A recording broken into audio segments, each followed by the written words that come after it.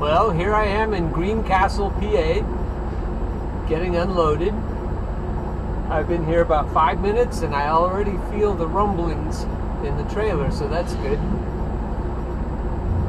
This place can be a mixed bag of how long it takes to get unloaded. Food Line, which are mostly south of here. I don't know if there's another Food Line as far north as Greencastle, Pennsylvania. I noticed them a lot on the way down to North Carolina and South Carolina. And when I lived in Georgia, there were Food Lions that we could go to.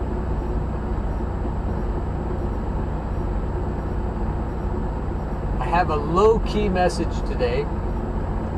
I've been thinking about the Messiah because it's Christmas. Today's the 29th of December. Happy birthday, Christiana, yesterday. So it's still Christianimus because Christianimus has to last at least a week. Revelry, debauchery, and so forth. So I hope that's going well. I like to think about Jesus because I think a lot of the things about him are pure beauty, of course, and some of the prophecies, the camp that was around Isaiah, for example, purely beautiful. Some of the most beautiful words ever written are in the book of Isaiah regarding the Messiah. A lot of Handel's work, Messiah, is based on the book of Isaiah. Some of the very best parts. Good song or two from there that I like to sing that have their texts from the book of Isaiah. But I think part of what was written about the Messiah was wishful thinking from oppressed people.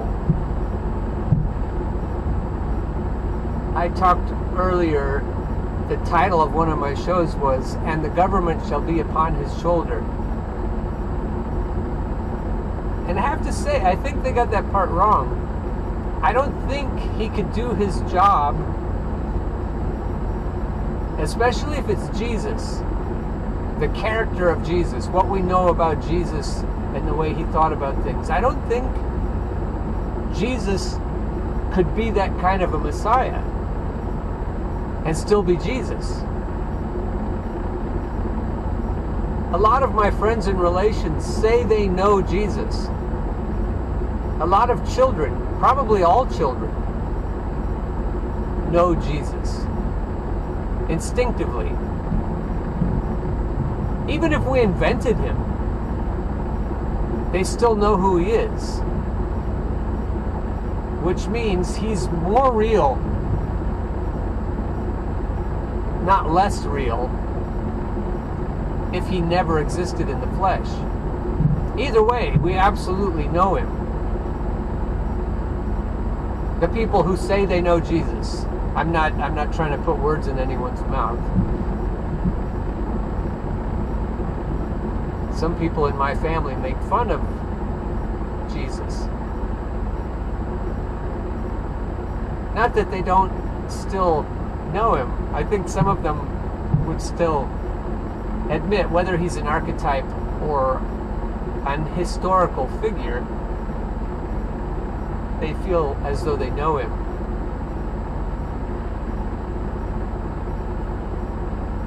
I was thinking about my son Isaac. He was new to Facebook, or when Facebook was fairly new, and he had a picture of Jesus cradling a baby dinosaur.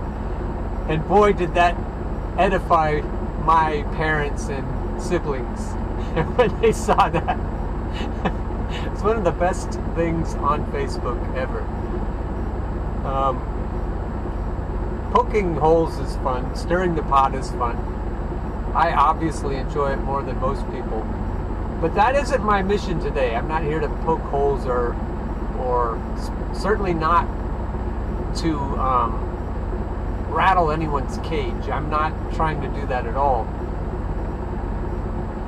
I have a feeling that if you're the kind of person who knows Jesus, this is going to be difficult in some ways and yet will fit in other ways.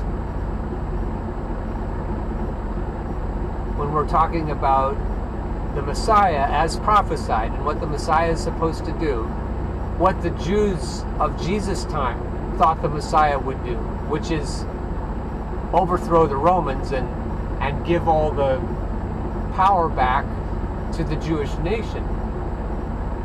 And Jews of today still, whether it's a Messiah or, as some of my Jewish friends have said, a messianic age, people are still waiting for the Messiah to fuck shit up, to take the powers and deal with them and restore justice. If you think about the Magnificat, Mary's prophetic words, and the rich he hath sent away empty, he hath put down the mighty from their seats. All that says that the Messiah, as Mary thought about the Messiah, and Mary was not an Old Testament prophet, and neither was Elizabeth, her cousin, an Old Testament prophet. They both had these ideas about the Messiah too, as contemporary Jewish citizens. They felt that the point of the Messiah was to take the oppressors and deal with them. I've thought that the world can't be a good place. Russell Brand also has thought this. The world can't be a good place until we've dealt with the psychopaths. Caitlin Johnstone. A lot of my favorite pundits and just thinkers have come to this conclusion. But a wrinkle was recently when I bumped into Michael Singer, a guest of Russell Brand on his show, and he was saying, don't think about the big picture. That's not ever going to fix anything.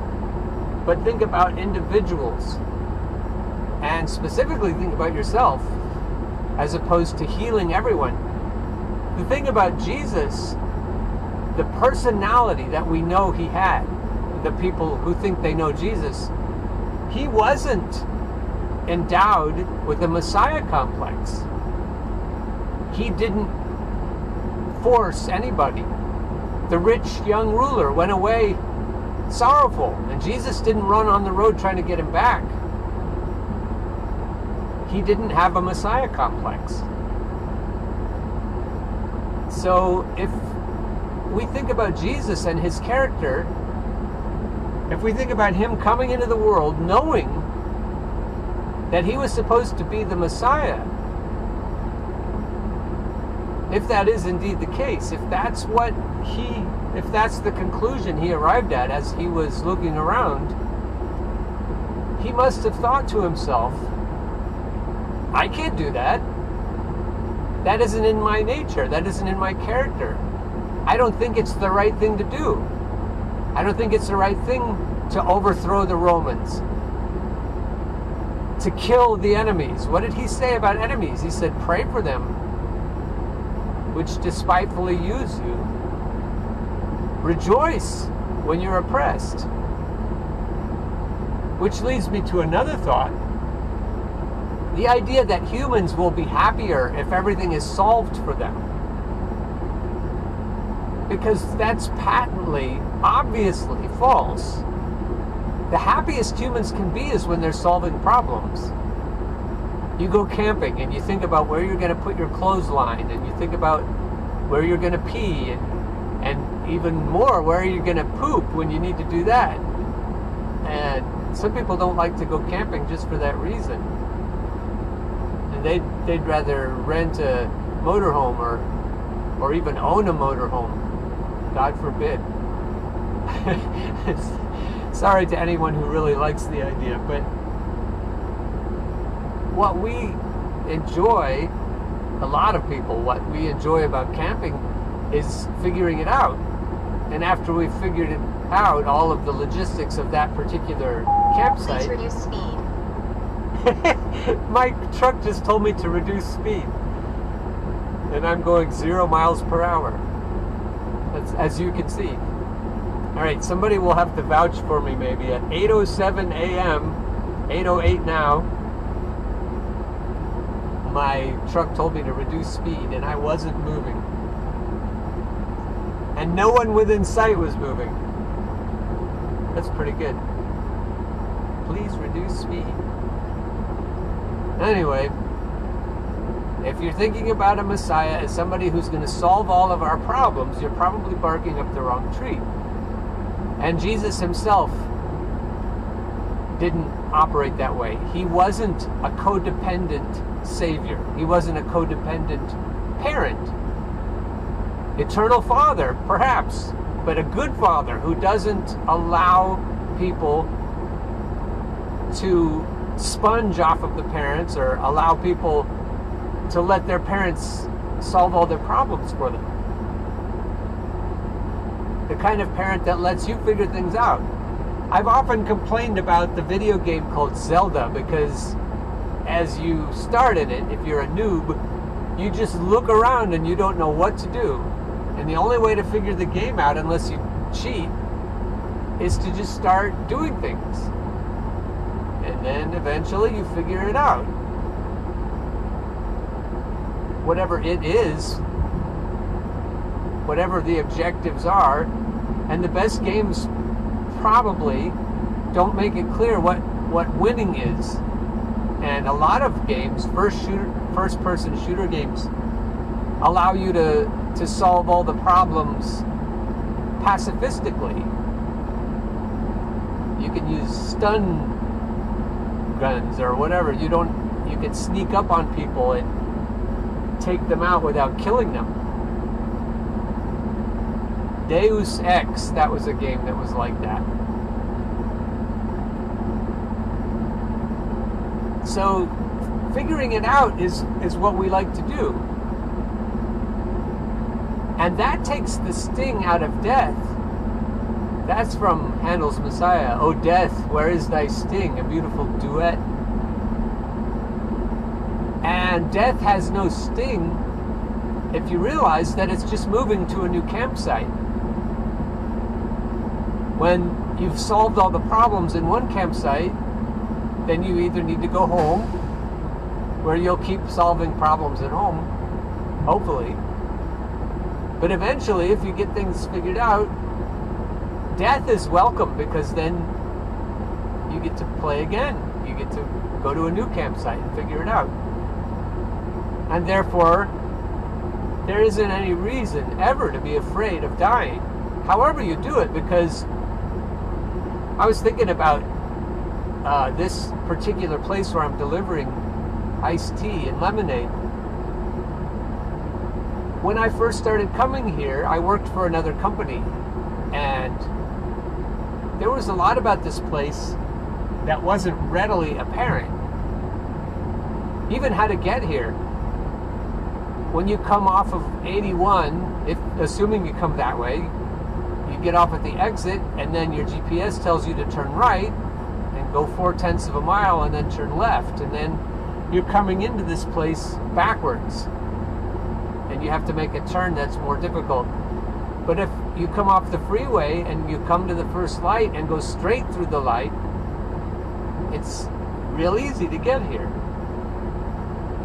This morning I met 2 Food Lion trucks, and they both stayed back behind at turns and just let me come in, and I was like, oh yeah, that's easier than the other way, where there aren't really many trucks because the other trucks already know what to do. There's real satisfaction in figuring things out. I remember Beethoven said something like that when he was on a road trip. He was in a coach, in a stagecoach, and they got stuck in the mud or something, and he had to help figure out how to get unstuck. And he said it was one of the most joyful things was figuring things out. As much as we like to complain. So, in a way, you could say, if I'm right about it, that I've discovered the point of life. And for that reason, I should be happy. And no more fear should pervade, because I just see everything as a way to help me. Which leads me to, what should we do with the villains of the story? Should we think Star Wars style? Should we think balance in the Force is a good thing? I've always chafed at that. But the more I think about it, the more it seems likely that we need a balance in the Force, or else the game won't work at all. I don't know that we should thank the Nemesis no more than Deadpool did, but it feels to me as though we should stop trying to rid the world of Nemesis, because honestly, there isn't a clear line. One of the things Jesus supposedly said was that he would separate the sheep from the goats. And how would we know the difference? And it would be those of you who helped poor people, those of you who, which I agree with, those of you who visited me, meaning my people, when I was in prison, who gave me clothing when I was naked. So, I mean, you can say that there is a continuum, probably, that leads from goats to sheep. But, meaning, the sheep were the ones that were brought to heaven, and the goats were cast into outer darkness with weeping and gnashing of teeth. Jesus said the path is narrow that leads to life, and few there be that find it. So there aren't that many sheep, apparently. But I don't think Jesus would have been quite that coercive. I think he would have pointed out what good is and what evil is, for sure. But all of the talk of hell, and I know that will step on toes, because some of people's favorite passages are Jesus saying about heaven and hell. And it's sort of like Santa Claus and Krampus. You know, that the German parents who didn't think a stick in your stocking was good enough, they had to have Krampus to drag your soul down to hell if you were a bad child. I think if the people who really enjoy all of Jesus's supposed teachings about hell, I think if they enjoy those teachings, they're kind of in the same category as the parents who really talk about Krampus, or talk about Santa Claus. He sees you if you're sleeping. He knows when you're awake. He knows if you've been bad or good. So be good, for goodness sake. So you'll be less of a headache to your parents, probably. And if you look at Jesus' character, if you look at his forgiving nature to the woman who was caught in the very act of adultery, if you look at the way he acted and thought, at his overall very Zen-like philosophy, it doesn't jive to think about, you know, the Krampus way of thinking. It doesn't make sense. So if there are sheep and goats who wander around, I don't think there's going to be a clear distinction. I think if you're like Ebenezer Scrooge, you have to be able to choose which one you are. And it doesn't mean anything if you're coerced. And he almost was, if you think about the story, how powerfully he was meddled with by everybody in the story. Even Bob Cratchit, if you think about it that way, and Tiny Tim, every aspect of the carrot and the stick was used in that story to manipulate old Ebenezer into the place he needed to be, into the place he was grateful to find, but still, it isn't how the game of Zelda works. In that game, without Jacob Marley, without the ghosts of the past, present, and future, Ebenezer should have been able to poke around in the game and figure out what truly would make him happy. Not to mention what would make Tiny Tim happy and the rest of the people who owed him money happy. We do ourselves a disservice if we coerce anyone the way the Santa songs do. I don't think that's going to work. And I don't think Jesus, if you think you know Jesus, sit down with him, have a little talk with Jesus, like the song says, with the real Jesus, the person that you know, and say to him, are you going to come back and fuck shit up and establish law and order like that? And if you're the kind of person who's rooting for that, I don't think you're close to the kingdom he described. That doesn't sound like the lion sitting down with the lamb either, if you think back to the book of Isaiah.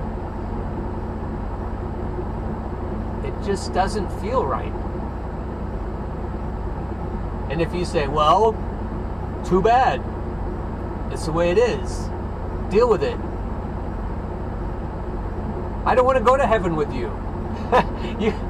I don't want to be eternally in a place with people who have that attitude.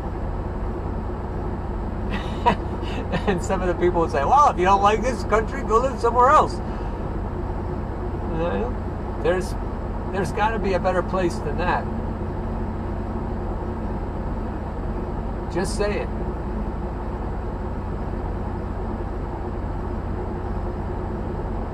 So if the real Jesus would say, I love you all the same, the good kids, the bad kids, the sheep, the goats, and we believe that. I think everyone who professes to know Jesus believes that. He does love us all.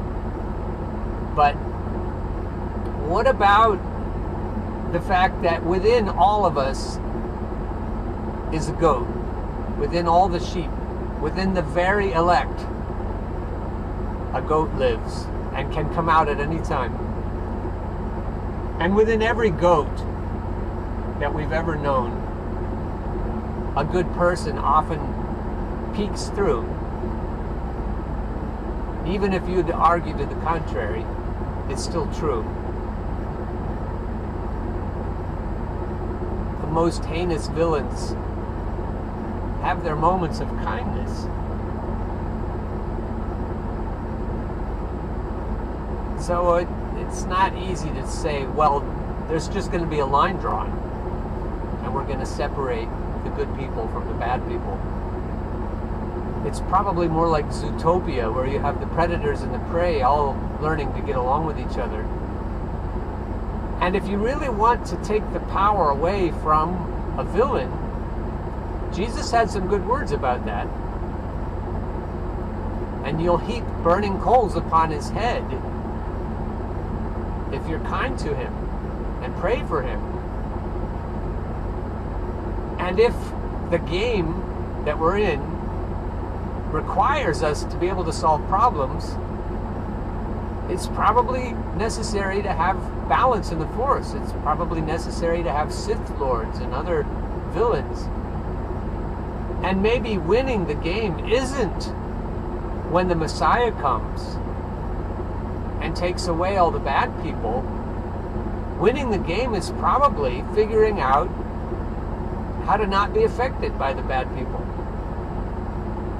In a way, you'll heap burning coals on their head. You'll laugh in their face. You won't be able to be controlled by them anymore. They won't be able to make you afraid.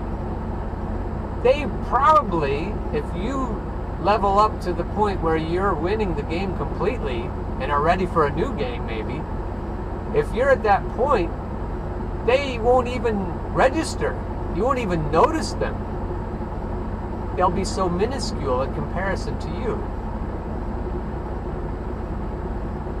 And that might be the place, that might be the part of the story where they just stop being villains. Because what's the point? The villains in Batman, in the TV show, in the original TV show, and then some of the movies afterwards, the villains needed Batman. They would have been horribly saddened by his passing, because then they would have no point. Batman paid too much attention to the villains, if you think about it. He was like an ineffective third-grade teacher who's always noticing what the bad kids are doing and calling attention to it, which is just what they want. Perhaps we'll all learn not to pay attention to the bad kids, and in that way transform them. They won't have any need to rattle our cages anymore. Bullies, they won't know what to do if there's no one who feels bullied by them. That would definitely heap burning coals on their heads. This is already pretty long, so I'll end with that idea. I've been enjoying so much beauty around me, and I have a feeling if I can internalize what I'm saying right now, I'm going to notice beauty even more. I'm going to be really happy to be alive, and I won't dread getting older, because it's just getting me closer to the next place. And it's probably, if I have faith in the universe, it's going to benefit me no matter what. Turn right at the traffic light, then take the ramp on the right. You heard her. Turn right at the traffic light, then take the ramp on the right. And I remember the first, I don't know what time it was that I did this. I came around here and I took that ramp on the right where those two trucks are going. But that wasn't the ramp on the right I was supposed to take. I was supposed to go up over the freeway and then take the ramp on the right. I don't remember how I felt emotionally. Take the ramp on the right to I-81 North toward Chambersburg. But I probably felt like a dumb shit. I probably felt that fear that someone had noticed that I did something stupid and wasted a few minutes getting turned around again. I probably felt anxiety as I was trying to figure out how to turn around. I was a pretty new truck driver then, at least for delivery trucks, not log trucks. I don't know why we don't get more instruction.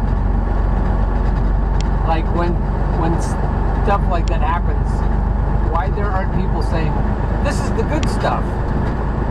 This is the part that makes you feel better when you figure it out. That makes you feel so confident when you come right at the light and you know, even when you have shoddy instructions from your GPS. Continue on I-81. You know what to do. It's such a good feeling, as Mr. Rogers would say. Mr. Rogers understood that feeling of confidence. He wanted all of his viewers to know that feeling deep inside. That you are great, whether you're figuring it out and you're in the beginning stages, or whether you're just about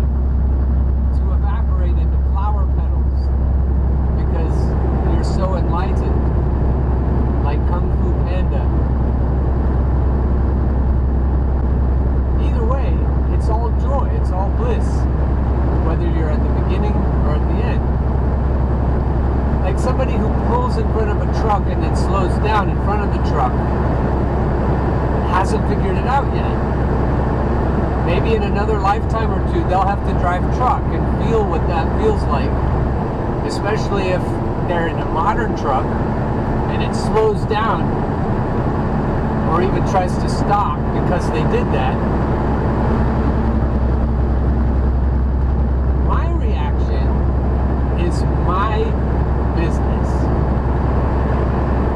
I don't have to change that person's behavior to be where I want to be emotionally. I don't know why nobody ever told me that before. Surely other people must know this. Probably they've been trying to tell me. It's probably been delivered in parables, like Jesus. He said, if you have eyes to see or ears to hear, then you can. But otherwise, the truth is hidden in plain sight. And there's no point in getting miffed that nobody made sure that you got it. I get upset if there's no curriculum in place. I want the factory model. Once I know how to do it, I want there to be some plan in place where everybody gets the message and everybody learns what they're supposed to learn. A lot of employers feel that way too, not just teachers. We need to make a policy manual. We need to get everything streamlined. We need to make sure that we don't have costly mistakes. We'll make sure everyone understands this. But then you're removing the discovery for them. They're saving a buttload of money, but there's a trade-off.